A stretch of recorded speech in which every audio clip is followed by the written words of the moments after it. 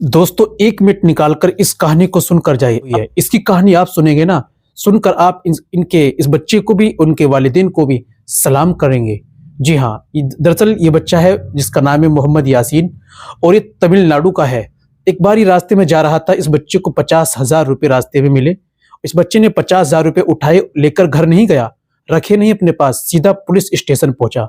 जाकर के पुलिस वालों को पैसे दिए, कहा कि ये मुझे पाए हैं। तो पुलिस वालों ने उससे मालूम किया, भाई 50,000 रुपये तुम्हें मिले हैं, अपने पास रख सकते थे और कुछ भी कर सकते थे। तो इस बच्चे ने मालूम है क्या जवाब दिया, जिसे सुनकर आपके सीधा यहाँ असर करेगा। इस बच्चे ने कहा, ये 50,000 रुपये मेरे नहीं है, ये किसी की मेहनत के पैसे हैं, किसी की अमानत है, ये किसने किस तरीके से कमाए होंगे, किस दूसरे की अमानत है, मैं कैसे रख सकता हूँ।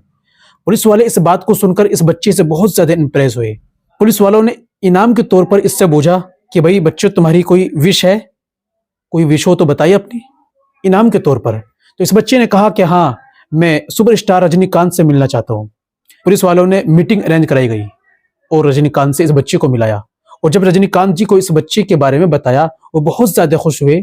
इतना खुश हुए कि उन्होंने इसका इनाम ये दिया कि इस बच्चे की जितना भी एजुकेशन में खर्च आएगा, वो टोटल उन्होंने अपने आप उठाने का वादा किया कि मैं सारी इसकी जो एजुकेशन में खर्च आएगा वो टोटल मैं दूंगा, अच्छे स्कूल में इसको आप पढ़ाएं। ये इनाम मिला है। तो दोस्तों, ये 50,000 रुपये रखता कितने दिन चलते। इसलिए ईमानदारी का, सच्चाई का फल हमेशा अच्छा होता है। अपने बच्चों को अच्छी तरबियत दें।